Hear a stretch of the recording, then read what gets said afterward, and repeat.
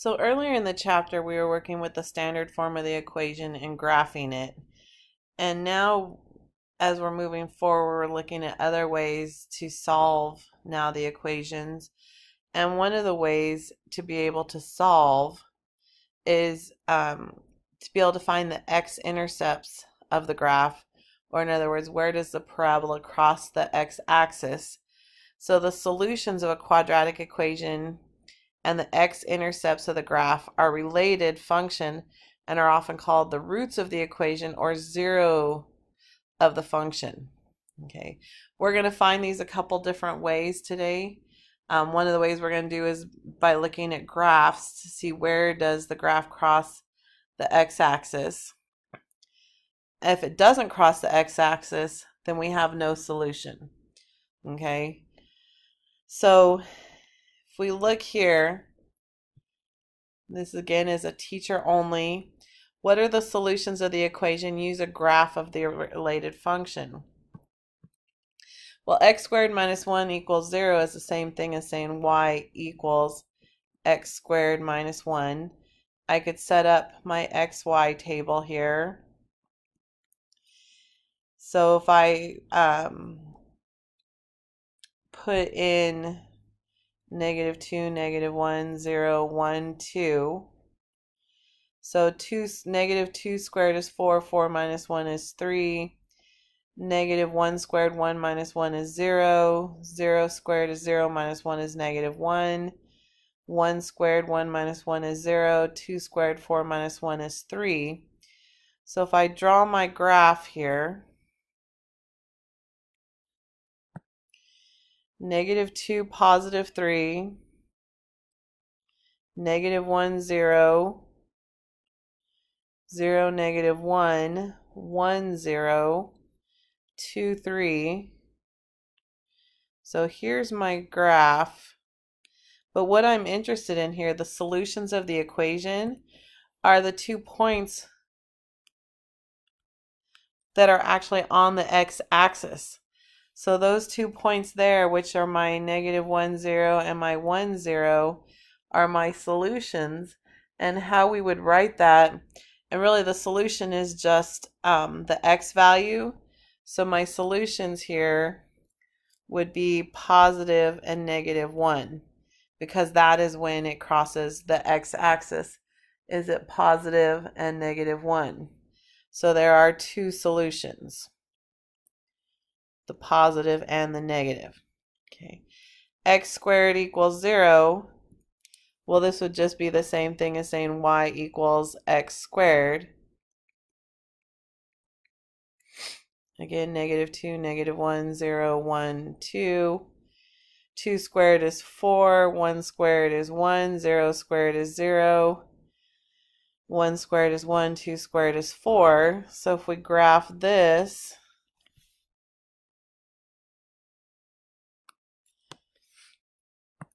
-2, 4, -1, 1, 0, 0, 1, 1, 2, 4.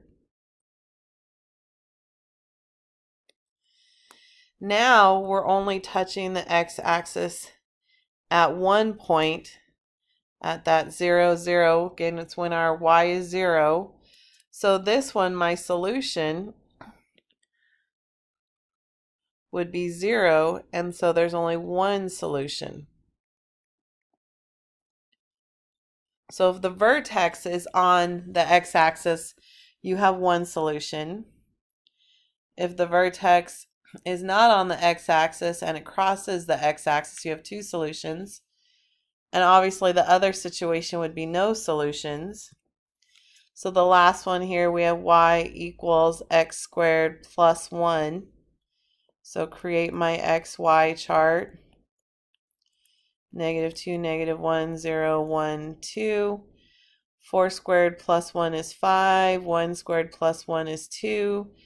0 plus 1 is 1. 1 plus 1 is 2. 4 plus 1 is 5. Draw in my x and y axis.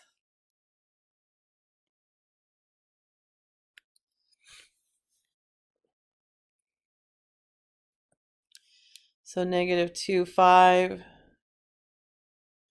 negative 1, 2, 0, 1, 1, 2, 2, 5. And you notice on this chart I don't have any zeros, and my graph doesn't hit the x-axis. The entire graph is above the x-axis. So because this doesn't cross the x-axis, this has no solution. So now you have an example of 2 solutions, 1 solution, and no solution. So now let's go ahead and take a look at your problems in the book. What are the related solutions of each equation? Use a graph of the related function. So let's start. So really this is the same thing as saying y equals x squared minus 16. So let's do an xy table. Negative 2, negative 1, 0, 1, 2. Negative 2 squared is 4. 4 minus 16 is negative 12. 1 squared is 1. 1 minus 16 is negative 15. 0 squared, 0 minus 16 is negative 16. 1 squared, 1 minus 16 is negative 15. And then 4 is negative 12. So our graph, I'm going to put my x-axis high because I have to go down to that minus 16. And I'm actually going to count by 2's.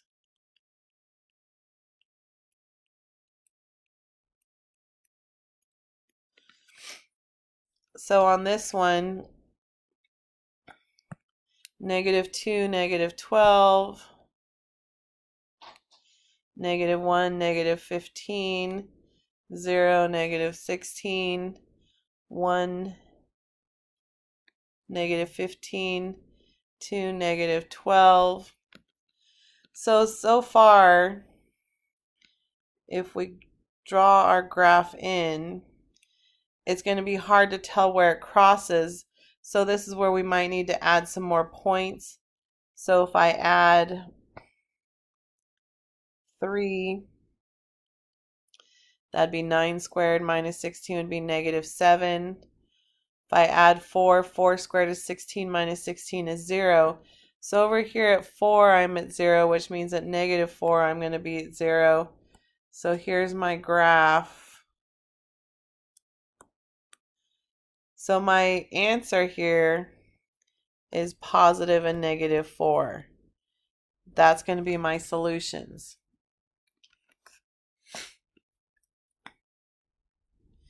All right, so we have 2 more to look at in your book here.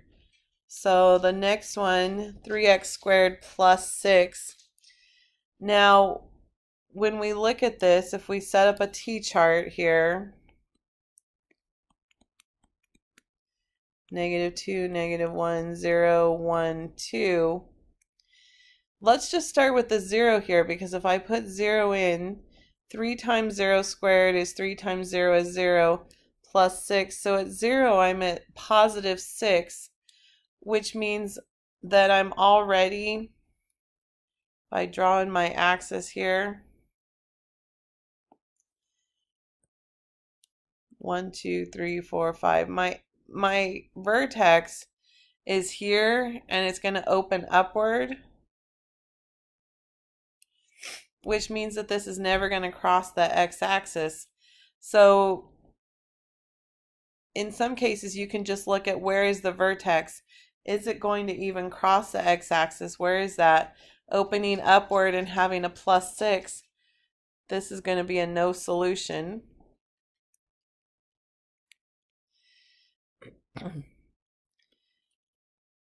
And then on the next one, x squared minus 25 equals negative 25.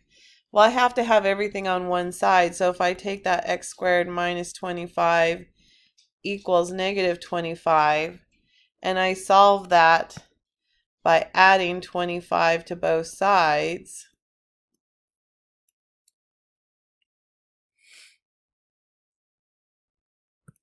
I'm going to get x squared minus 0 equals 0, or just x squared equals 0, which means there's no c value, there's no plus or minus there, which means my vertex is going to be on my y-axis. And if x squared is 0, that means my vertex here is going to be at 0, 0. 1 squared. So this again would be the same thing as saying y equals x squared. Now we're at our parent graph. So 1 squared, we'd be at 1. 2, we'd be at 4.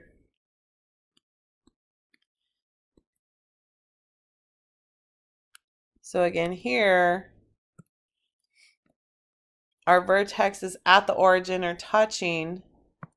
So this would be one solution,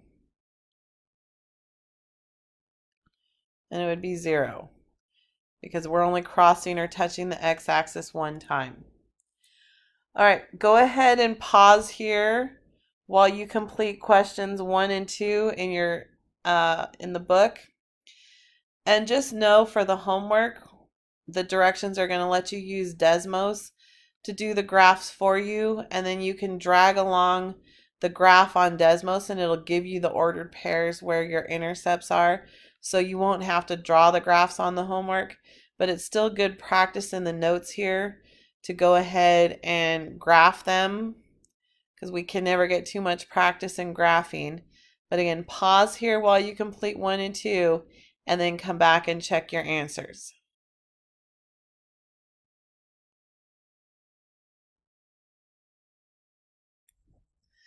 All right, let's go ahead and look at the answers to questions 1 and 2. So in number 1, x squared minus 9. If you work that out, and you notice when I first put my points in, I did -2, -1, 0, 1, 2.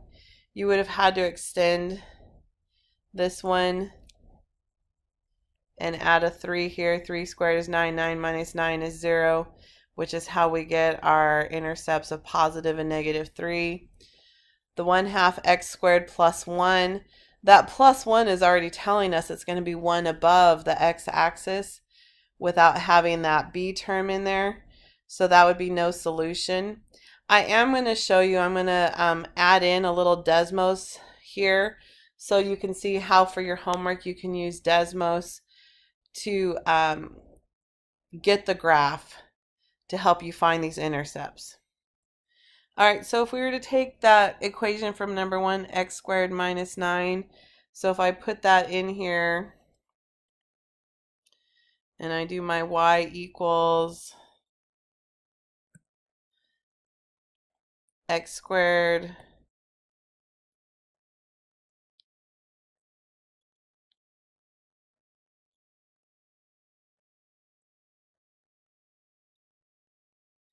minus 9, and I graph that, you can see if you take your finger and you put it on your graph, you can see it's telling me the point. So if I run it along my graph, it'll give me, it's only giving me my intercept. So it's saying 3, 0 is one intercept. If I go to the other side, there's my other one, -3, 0. So that's how you can use Desmos. Put the equation in and look for those gray dots. Where is it crossing the x-axis? Or again, does it cross the x-axis? Okay, we can see the same thing if I add another one and I do the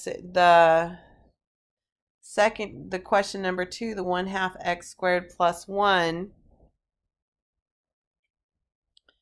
So 0.5 x squared plus 1. And you can see it's 0, 1. I need the 0 to be in my y-coordinate, so it's showing you that's no solution. It's not crossing the x-axis. All right?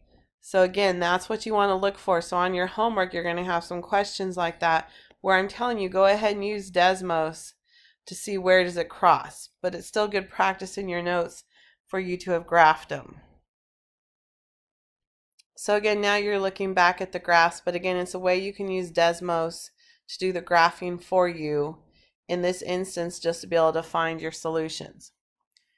Now, another way, when there's no b term like we've been dealing with these ax squared plus c graphs, another way that we could do this is we could do this using the square roots.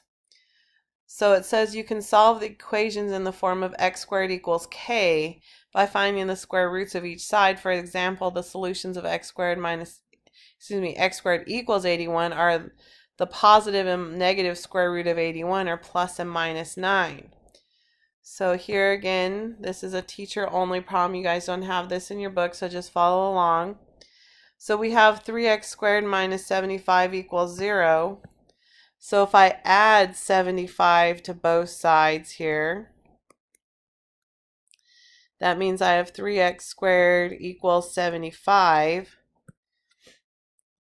Divide both sides by 3 because I want to get x squared by itself, so x squared equals 25, which means that x equals the positive and negative square root of 25. So x equals positive and negative 5. So this one has two solutions. Because we got the positive and negative 5 means our parabola is going to cross the x-axis twice. All right, let's go ahead and look at yours in the book. What are the solutions of each equation? The first one, m squared minus 36. So let's add 36 to both sides. So m squared equals 36. So m is going to equal the positive and negative square root of 36. So m is going to equal positive and negative 6. Again, so that means we have two solutions.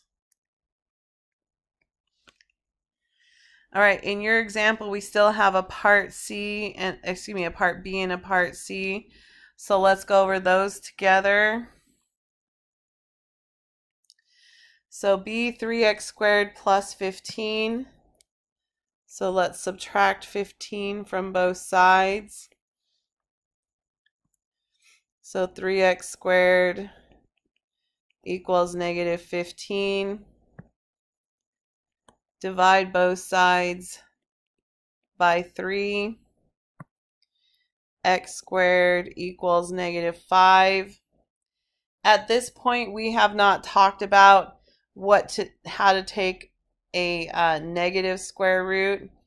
That is something that'll come up later. So at this point, when you get that negative there, I can't solve this anymore. So this one would be no solution.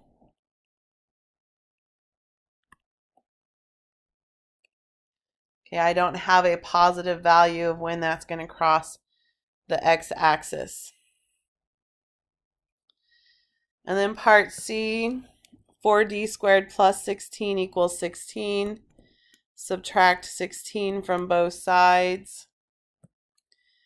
4d squared equals 0. Divide both sides by 4. So d squared equals 0, which means that d is just going to equal 0. So this is one solution. All right, go ahead and hit pause right now while you complete questions 3 and 4 in the book. and then come back here and check your answers. All right, let's go ahead and check your answers to questions 3 and 4. On 3, divide both sides by 4, so you get g squared equals 25 over 4. And hopefully you remembered about taking the square roots of a fraction where both the numerator and denominator are perfect squares. So you would just take the square root of 25 and the square root of 4. So in this case, g would equal positive and negative 5/2. It would be the same thing if you put positive and negative 2.5. And then on the second one, you had to add the 32 to both sides, then divide by 2. So r squared is 16. So the positive and negative square root is 16. So r is positive and negative 4. So both of these have two solutions because you're getting a positive and a negative value. So both of these would have two solutions. And then the last area that we're going to do is we're going to take this same idea and apply it to other formulas that use square terms. Okay. And be able to solve using this same idea.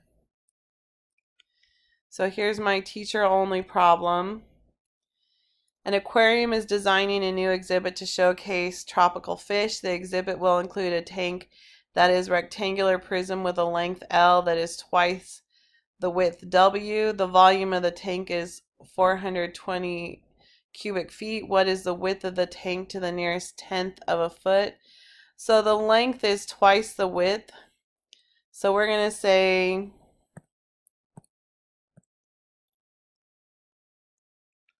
let 2W equal the length, and just W would equal the width. And then we have to remember how to find the volume. Well, volume is length times width times height. They're giving us the height in the diagram. If you look over here, they're giving you that the height is 3. They gave us the volume was 420 cubic feet. So if I substitute in what I have,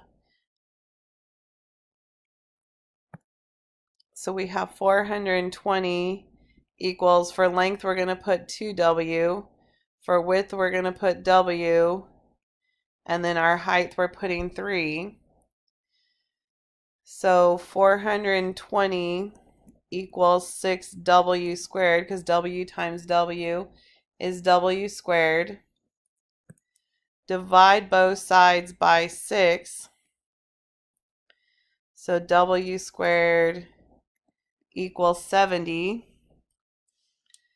So W is going to be the positive and negative square root of 70. And if you put that into your calculator, it's not a perfect square. You get 8.366. So positive and negative 8.366. And it did tell us right here that we're to the nearest tenth of a foot. So we are going to round that.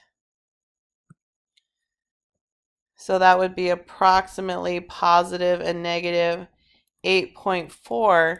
But this is where we have to think about it when we're working with dimensions and measuring, is I can only measure in positive values. So what is the width of the tank? I can only take the positive 8.4. So the width would be approximately 8.4 feet. I can't use the negative part. Okay. Now there are some formulas that we're going to have to remember. They're going to show up on your homework. The formula for area of a triangle. So let's just do a little.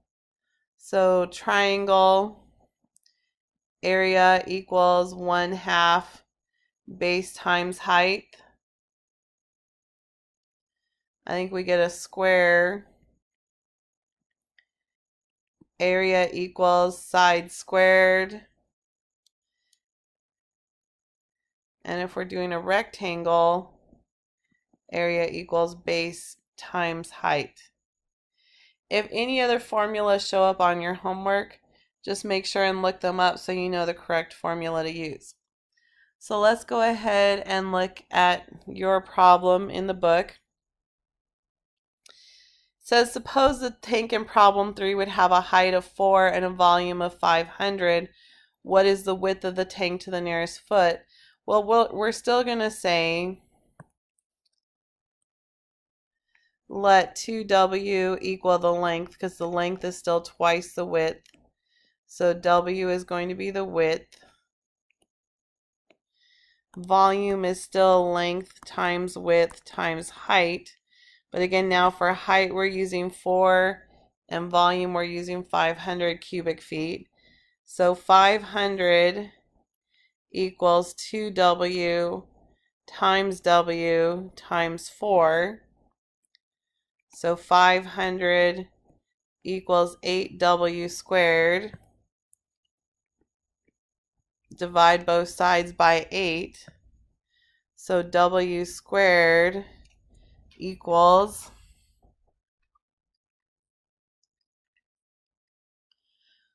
125 over 2, or 62.5.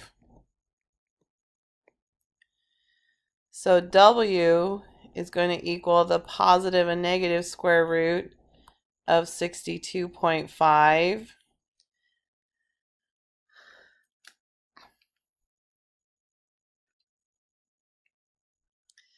Which gives us 7.905. Now this one says, what is the width of the tank to the nearest tenth of a foot? So again, we're rounding to that nearest tenth. So this would be approximately positive or negative 7.9. But again, if I'm talking about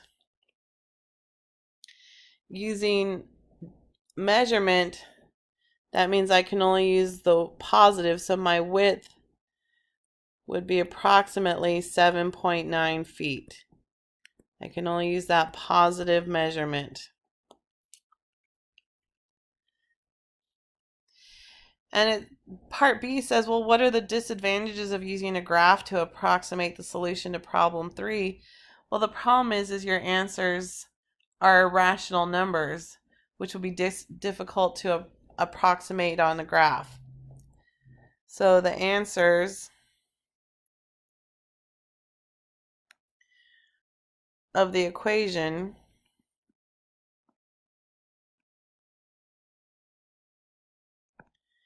are irrational numbers,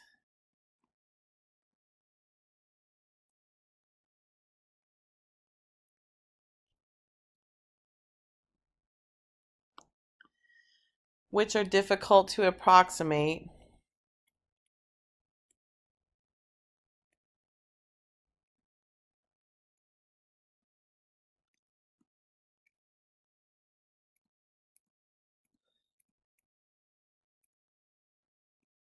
on a graph.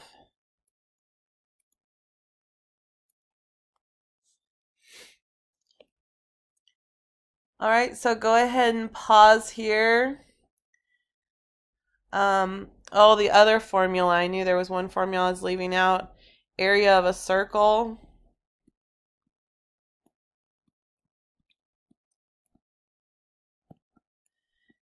area equals pi r squared. That is another formula you're going to need. So go ahead and pause here.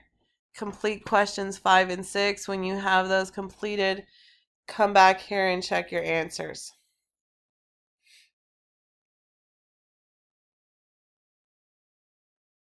All right, let's go ahead and look at your answers to 5 and 6. On 5, again, they're talking about an area of a circle, and that's where we'd use the formula area equals pi r squared. So they told us the area was 90. So 90 equals pi r squared. Divide both sides by pi. So r squared equals 90 divided by pi. So r is going to be the positive or negative square root of 90 over pi. So R is positive or negative 5.3523. And they did tell us, if necessary, round to the nearest tenth. So when I round that, would round to approximately 5.4. And again, I can only use the positive value. So my radius would be approximately 5.4 centimeters.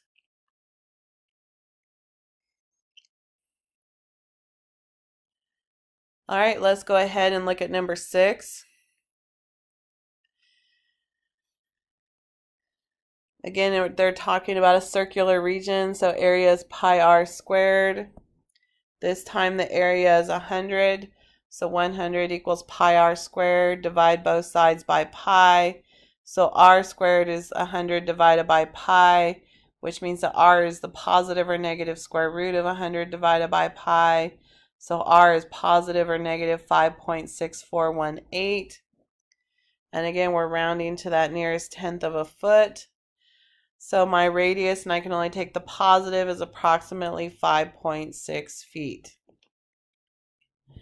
Go ahead and pause here and complete questions 7 through 10 of the lesson check, and then come back and check your answers.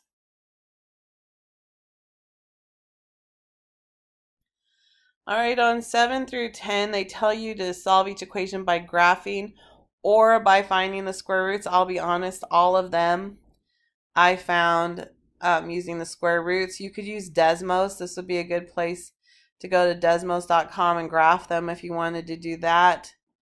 But I just used the square roots. So the first one, I got x is positive or negative 5. So again, there I have 2 solutions. On the next one, I got x is positive or negative 2. So this one is also 2 solutions.